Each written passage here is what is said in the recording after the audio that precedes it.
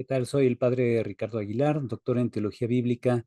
Sean bienvenidos a una sesión más donde comentaré la palabra de Dios, el texto del Evangelio que la liturgia nos propone para este domingo 30 de junio de 2024, correspondiente al domingo 13 del tiempo ordinario del ciclo B.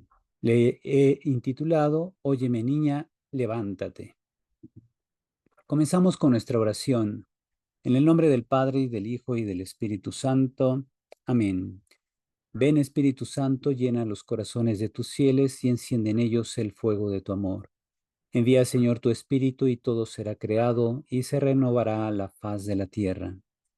Oh Dios, que has instruido a los corazones de los fieles con la luz del Espíritu Santo, concédenos, según el mismo Espíritu, conocer las cosas rectas y gozar siempre de sus divinos consuelos.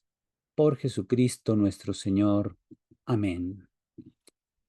Bien, recuerden que si quieren ustedes más contenido de este tipo, denle like al video y suscríbanse al canal, activen la campanita de notificaciones para que cada vez que yo suba un nuevo video, el sistema de YouTube les pueda enviar un mensaje, un aviso, y así todos podamos seguir creciendo juntos en el conocimiento y vivencia de la palabra de Dios.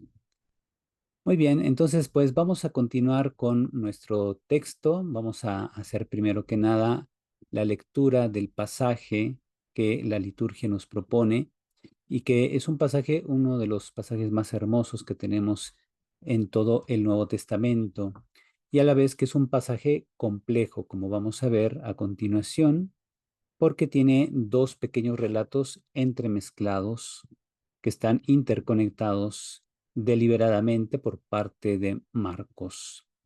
Leemos el texto que dice así. En aquel tiempo, cuando Jesús regresó en la barca al otro lado del lago, se quedó en la orilla y ahí se reunió mucha gente. Entonces se acercó uno de los jefes de la sinagoga llamado Jairo.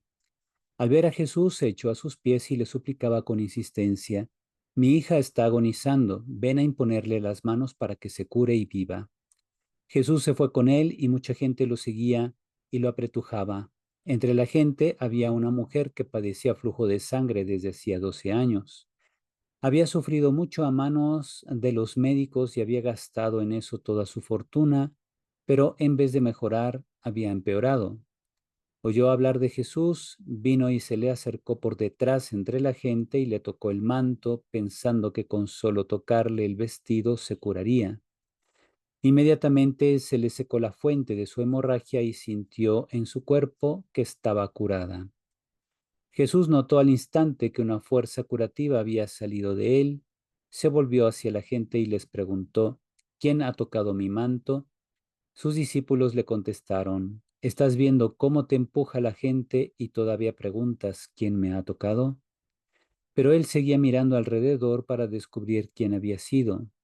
Entonces se acercó la mujer, asustada y temblorosa, al comprender lo que había pasado, se postró a sus pies y le confesó la verdad.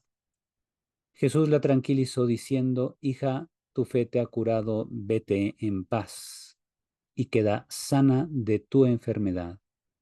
Todavía estaba hablando Jesús cuando unos criados llegaron de casa del jefe de la sinagoga para decirle a éste, ya se murió tu hija, ¿para qué sigues molestando al maestro? Jesús alcanzó a oír lo que hablaban y le dijo al jefe de la sinagoga, no temas, basta que tengas fe. No permitió que lo acompañaran más que Pedro, Santiago y Juan, el hermano de Santiago. Al llegar a la casa del jefe de la sinagoga, vio Jesús el alboroto de la gente y oyó los llantos y los alaridos que daban. Entró y les dijo, ¿qué significa tanto llanto y alboroto? La niña no está muerta, está dormida. Y se reían de él. Entonces Jesús echó fuera a la gente y con los padres de la niña y sus acompañantes entró a donde estaba la niña.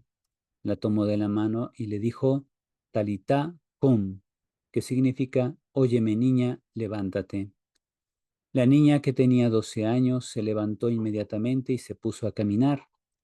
Todos se quedaron asombrados. Jesús les ordenó severamente que no lo dijeran a nadie y les mandó que le dieran de comer a la niña. Palabra del Señor. Pasamos entonces a la explicación del texto. Comienzo con una introducción para hablar de la estructura e ideas conectadas del pasaje. La historia de la mujer enferma se encuentra dentro de la narración de la hija de Jairo para mostrar cómo la fe debe evolucionar hasta superar el apego a los hombres y al mundo. La mujer enferma está desilusionada y se acerca a Jesús con plena confianza, esperando que Él le conceda la curación anhelada. El relato de esta curación, combinado con la resurrección de la hija de Jairo, tiene las siguientes partes estructurales. La primera, que va de los versículos 24b, es decir, la segunda parte del versículo 24 hasta el versículo 26, comprende la descripción de los intentos de la mujer, que ha tenido este flujo de sangre por 12 años, para encontrar una cura. La segunda parte, versículos 27 a 29, presentan el contacto secreto y curativo con el manto de Jesús. La tercera parte, versículos 30 a 34, presentan la ilustración de la sanación presentada en una escena detallada, la indagación de Jesús, las objeciones de los discípulos, la continuación de la búsqueda, el encuentro con la mujer y el elogio de su fe en el versículo 34. Eso es correspondiente precisamente a esta historia anidada, es decir, la historia interna que está precisamente envuelta en lo que es el texto o el pasaje de la hija de Jairo, la niña, que va dando marco a esta historia central. Esta es la estructura solo del pasaje de la mujer que ha padecido flujo de sangre y que precisamente está al centro, al corazón de esta perícopa. Vemos ahora los matices del texto griego. Tenemos por un lado el versículo 21 que dice que Jesús, cruzando a la otra orilla del mar de Galilea, pues es cuando la gente acude a él. Aparece aquí la expresión diaperásantos, que significa cruzando a la otra orilla, y luego viene otra vez la expresión eistoperan, a la otra orilla. Entonces, este cruzando a la otra orilla y luego la especificación a la otra orilla muestra un pleonasmo. Por eso lo marco aquí en rojo. Es una forma en que Marcos quiere enfatizar pues, que Jesús está cambiando de escenario. Se dirige ahora a una región diferente. La gente lo busca y luego los versículos 22 a 24 dan comienzo al relato de la resurrección de la hija de Jairo. Dice que precisamente uno de los jefes de la sinagoga, Heiston Argisinagogon, llamado Jairos, onomati Jairos, va a Jesús, entonces cae a los pies de Jesús, piptei proston prostus podas autu, a los pies de Jesús. Es una forma respetuosa de acercarse a él, no está haciendo una postración de adoración, para ese caso se utiliza el verbo proskineo en griego, y en cambio aquí tenemos el verbo pipto, que es caer. Eso es simplemente una acción de respeto hacia Jesús y le pide pues que vaya a atender a su hija, que le imponga las manos a su hija para que ésta sane, ya que se encuentra en fase terminal. Dice, to, cigatrion mu, mi hija, es jatos egei. Literalmente tiene lo último, diríamos en mexicano, ¿verdad? En expresión muy típica mexicana, está en las últimas, pues lo que significa que ella está en fase terminal y entonces pide que Jesús le imponga las manos para que ella se salve, gina soce kaitzese, para que se salve y viva. Jesús se muestra disponible y va con él, ¿verdad? Apelcen metautu, se fue con él, dice el texto griego. Pongo aquí una nota. La tarea del jefe de la sinagoga era dirigir la liturgia y nombrar a los colaboradores. También era responsable del local donde se celebraba la liturgia. Por lo tanto, solo a los hombres más sobresalientes de la localidad se le podía encomendar este ministerio. Entonces, pasando a la siguiente parte, versículos 24b, es decir, su segunda parte hasta el versículo 29, notamos que aparece mucho la conjunción coordinante kai, que significa y en español. Esto refleja la intención del narrador de dar un aire de presteza a su relato, en el cual el lector acompaña a los discípulos en el seguimiento de Jesús donde quiera que va. Jesús prácticamente nunca se detiene en el Evangelio de Marcos. Los discípulos siempre van siguiéndolo. Y entonces se dice, y Jesús fue a tal lugar, y de inmediato pasó esto, y después se fue para acá, y después hizo esto, y después sanó a otra persona. Y así encontramos continuamente el uso del CAI para dar esa sensación de velocidad, de presteza, lo que obliga al lector a acompañar a los discípulos en el seguimiento constante de Jesús. Es una estrategia narrativa muy particular de Marcos. Se dice aquí entonces en el pasaje que una mujer había oído hablar de Jesús previamente, acusa saperitu Jesús, habiendo escuchado acerca de Jesús, una mujer que había sufrido mucho, pues que tenía por 12 años risa y jáimatos, es decir, flujo de sangre, que además había padecido mucho, padusa, hipopolón y atrón, que había sufrido mucho por los muchos médicos, y luego pues había gastado toda su fortuna y había empeorado su situación. Entonces dice, pues mejor voy a buscar a Jesús. Y entonces se acerca por detrás, opisten epsato tu himatio autu, pensando con solo tocar su manto, eh, ella quedaría sana. Es lo que ella piensa, tocando sus vestidos, so thesomai, quedaré sana. Y eso es lo que motiva a la mujer. Entonces, le ha llegado la noticia que Jesús se acerca a la región, decide ir, se acerca por detrás en secreto para tocar, aunque sea el manto de Jesús, y no quedar ella en evidencia por estar en una condición de impureza debido al flujo de sangre que tenía, y así obtener la sanación. Entonces dice el texto en el versículo 29 que en ella quedó seca la fuente de su flujo de sangre. Exerance GPG tu jaimatos autes. Quedó seca. La fuente, en este caso del su flujo, o sea, como la herida de la que emanaba el flujo de sangre, y entonces sintió ella que estaba curada de su azote. Esa egnotosomati joti iatai, sintió que su cuerpo había sanado apotes mástigos. Este término mástigos podría significar un azote, puede significar también un látigo, ¿verdad? Entonces ella queda curada de su azote en sentido metafórico. Versículos 30 al 34. Tenemos, mediante el recurso de omnisciencia absoluta, el narrador dice en el versículo 30 lo que Jesús sintió en ese momento. Ajá. Dice que un poder había salido de él, es lo que siente Jesús. Se da cuenta entonces que un poder había salido de él. El dinamin exceltusan exautu.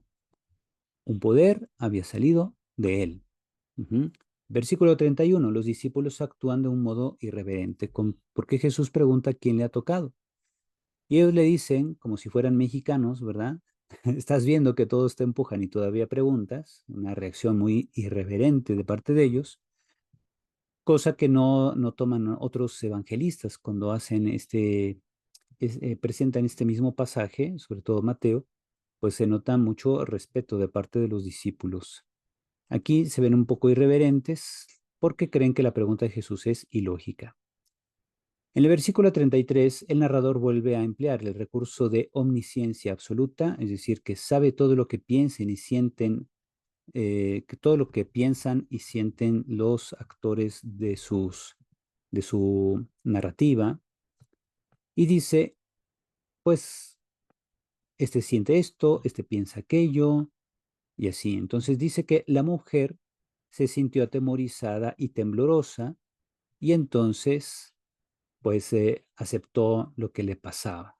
Describe su reacción interna y ella confiesa toda la verdad.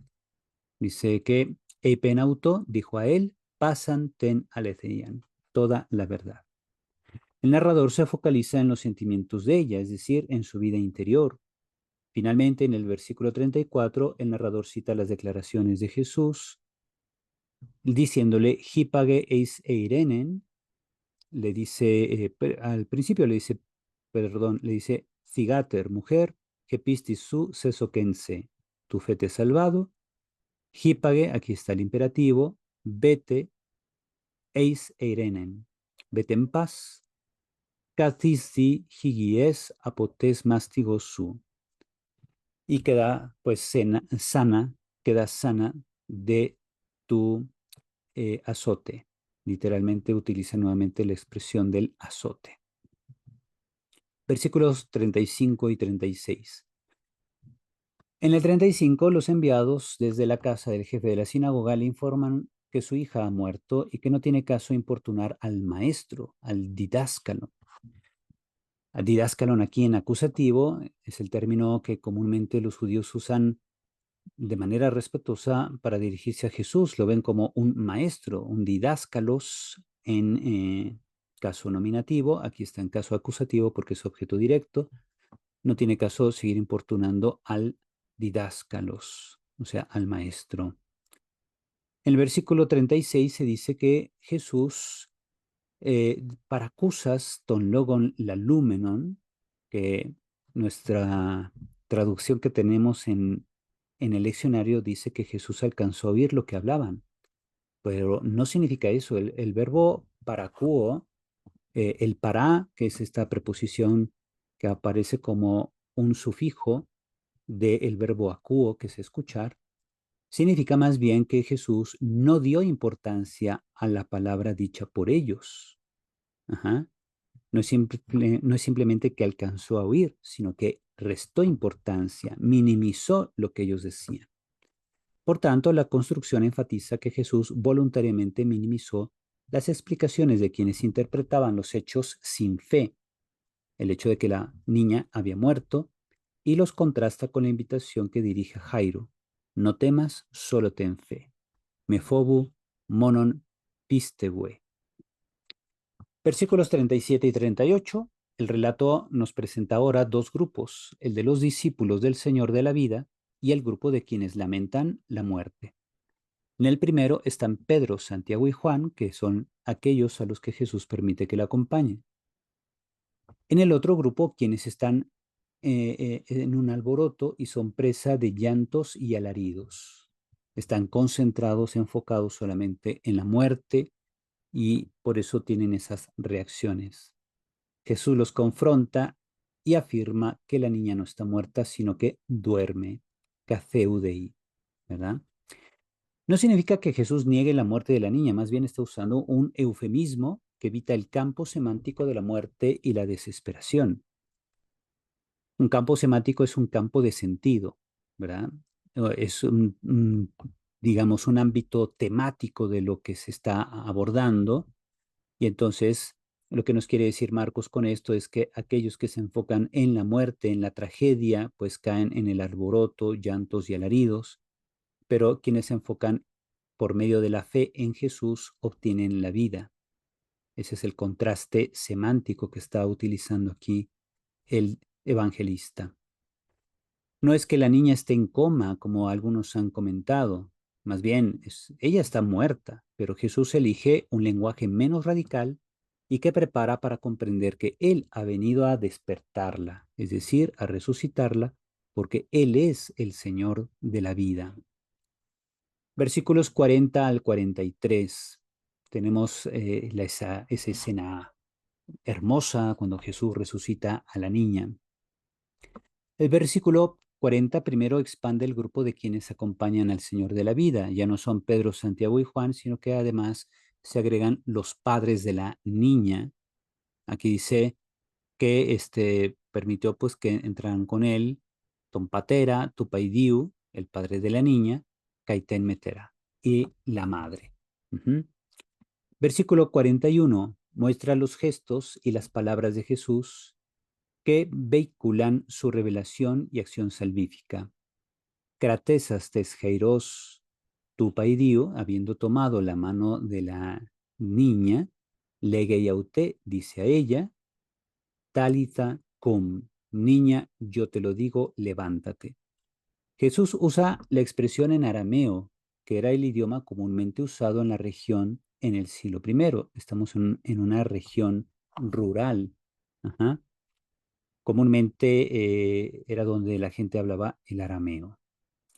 El versículo 42 ahora subraya que inmediatamente Eucis, la niña, se puso de pie, aneste, del verbo anistemi, verbo comúnmente empleado para decir que alguien resucita. Además, se especifica que ella tenía 12 años, eton dodeca. Esto viene también en el versículo 42, que evoca los años en que la hemorroísa, es decir, la mujer que padecía flujo de sangre, iba perdiendo su vida lentamente. El versículo 43 sirve para confirmar el estado vital de la niña. Ella camina, ¿verdad? Se menciona periepatei, la niña camina, pues tenía 12 años, dice aquí en griego, y él ordena a sus padres, diesteilato autois, que le den de comer, docena y autefagein. Esos son los matices del texto griego. Vemos que muchos términos tienen connotación teológica, cosa que a veces se pierde el énfasis cuando simplemente uno se basa en la traducción propuesta por quien sea. Puede ser una edición de la Biblia o incluso el leccionario. Pasamos ahora al comentario. El narrador de Marcos, o sea, del Evangelio marcano, enlaza episodios que muestran dos actos poderosos de Jesús: la curación de la mujer enferma y la resurrección de una hija de una autoridad religiosa judía. Estos relatos presentan paralelismos y contrastes de dos mujeres, una enferma de hacía 12 años y la otra una niña de 12 años de edad. En el marco cultural judío, la enfermedad y la muerte implican impureza. La fe es un tema central y las intervenciones de Jesús son actos de curación y salvación.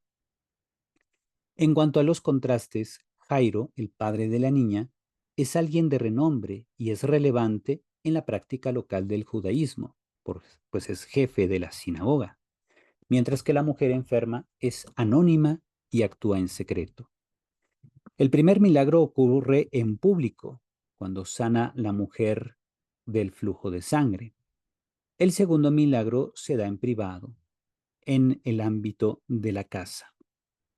El primer milagro sucede en el camino y el segundo en una casa. Estos relatos también evocan los milagros de Elías y Eliseo y las reglas de pureza establecidas en Levítico 15, donde se dice que quien padece de flujo de sangre o cuando hay una persona muerta no deben ser tocadas para no incurrir en impureza cultual.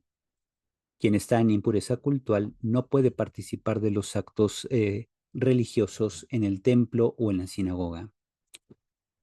De la mujer enferma de flujo de sangre se subraya su aislamiento, pues las normas de Levítico 15 la someten a una exclusión social y religiosa. Por eso, ella se acerca a Jesús en secreto. Es más, se acerca por detrás, ¿se acuerdan? Esta mujer había gastado todos sus recursos. Ahora se da su transición del aislamiento a una declaración pública de su curación. Jesús la libera de su aflicción y la restaura en la vida de culto del pueblo. El evangelista la propone como modelo de fe en Jesús. Por la fe, ella recibe sanación y liberación. Y esto ocurre a los ojos de Jairo, quien va a ser invitado a que vea a esta mujer como un ejemplo de fe para lo que sigue. Por otro lado, la resurrección de la niña se vincula a la curación de la mujer enferma. En efecto, el jefe de la sinagoga presenta su desesperada situación a Jesús al inicio de la perícopa, quien acude a ayudarlo. Sin embargo, la interrupción por la mujer enferma genera un retraso que, al parecer, lleva a la muerte de la hija de Jairo, planteándole dos desafíos. Aceptar a Jesús en su casa a pesar de haber sido tocado por una mujer impura y enfrentar la noticia de la muerte de su hija. Hay una doble complicación que Jairo percibe, pero que por la fe está invitado a superar. La exhortación de Jesús a Jairo, no temas, solo ten fe, del versículo 36, le hace ver que la mujer recién sanada le ha de servir de modelo a Jairo. La narrativa cambia de lo público a lo privado. Ahora llegan pues a la casa de Jairo. Primero se retira la multitud, luego la mayoría de los discípulos y finalmente se deja solo a los padres y a los discípulos más cercanos. Después del milagro de la resurrección, la niña vuelve a la plenitud de sus 12 años y la invitación a alimentarla confirma su completa curación. La diferencia clave radica entre aquellos que lloran y se lamentan y aquellos que con fe se acercan a Jesús y presencian el milagro de la vida que vence a la muerte. ¿Mm? La conclusión del relato, que se había iniciado al comenzar la pericopa, viene a conectar a las dos mujeres, la enferma y la niña que muere, ambas excluidas de la vida comunitaria de fe del pueblo de Dios, una por la enfermedad y la otra por la muerte. Las dos quedan vinculadas también por los 12 años. Para una había sido tiempo en que su vida se desvanecía, la otra porque era el tiempo en que había vivido y llegaba apenas a su mayoría de edad, según la cultura judía de entonces. El relato, en su forma final, nos comunica un mensaje claro. El poder de la enfermedad y la muerte ha sido quebrantado por la acción y palabras de Jesús, quien con sus acciones transmite a la comunidad lectora la certeza de que el Señor no solo cura, sino que restaura a los que se abandonan confiadamente a Él, sea por decisión propia, como hizo la mujer enferma, o por la intercesión de la comunidad a la que se pertenece, es decir, por la intercesión de los papás de la niña fue atendida y resucitada. Orientaciones para la vida. En las diversas condiciones y circunstancias de la vida, confiamos en Jesús que siempre viene a nuestro encuentro para restaurarnos conforme a su designio. Es decir, Jesús no solamente nos viene a sanar, nos viene a restaurar. Es muy diferente, ¿verdad? Jesús no solo quiere que tengamos bienestar, sino una vida plena de sentido. Para ello es importante dejar atrás nuestras seguridades temporales y materiales, como hicieron la mujer que estaba enferma, que dejó atrás las seguridades que ella tenía en los médicos, en las pues recetas que le daban. Y también Jairo tuvo que dejar atrás su perspectiva religiosa que le limitaba. Fíjense, si Jairo se hubiera aferrado a sus principios religiosos, no hubiera podido permitir que Jesús entrara a su casa porque había sido tocado por una mujer enferma de flujo de sangre. Entonces Jesús estaba en condición de impureza a los ojos de cualquier judío. Pues Jairo está invitado a superar esa perspectiva y esa perspectiva le venía de la ley de Moisés, Levítico 15. Entonces, él estaba en esa dicotomía. ¿Qué hago? ¿Dejo entrar a Jesús a mi casa para que atienda a mi hija o me aferro a la forma como interpreto la ley de Moisés? Pues tuvo que dejar atrás su forma de interpretar la ley, que era su seguridad. Entonces, ¿qué hace Jairo finalmente? Sigue el ejemplo de la mujer hemorroísa, que ahora ya está sana. El ejemplo es el abandono confiado en Jesús. Y eso hace. Se abandona completamente a Jesús y entonces Jesús le resucita a la hija, la niña camina, le dan de comer y así entonces Jairo, agradecido, va a quedar invitado, como todos nosotros, a comunicar precisamente el amor de Dios manifestado en Cristo, el amor de Dios que le ha sanado a la hija, y así cada uno de nosotros pues debe hacer lo mismo. Debemos procurar entonces tener esa experiencia de Dios, una experiencia transformadora de Dios, para poder nosotros comunicar el amor y la lealtad de Dios a los demás. Que efectivamente los demás se darán cuenta de que Dios es fiel por medio de nosotros. Eso es lo que Dios quiere quiere realizar a través de nosotros. Oración final, Señor Jesús, que con tu palabra das salud y vida a quienes se acercan a ti, concédenos dejar atrás aquello que nos impide asimilar tu mensaje, para que, escuchándote, nos dispongamos a comunicar a los demás tu amor. Tú que vives y reinas por los siglos de los siglos. Amén. Muy bien, pues así hemos concluido con este pasaje, un texto largo, extenso, pero muy bonito. Yo espero que esto les sirva a todos ustedes. Y recuerden que si les gusta este tipo de contenido, denle like al video, suscríbanse al canal, activen la campanita de notificaciones para que YouTube les mande un aviso cada vez que yo suba un nuevo contenido, donde juntos crezcamos en el conocimiento y vivencia de la palabra de Dios. Agradezco a ustedes su atención y les imparto mi bendición. El Señor esté con ustedes. La bendición de Dios Todopoderoso, Padre, Hijo y Espíritu Santo, descienda sobre ustedes y permanezca para siempre. Amén. Cuídense mucho, Dios los bendice. Hasta pronto.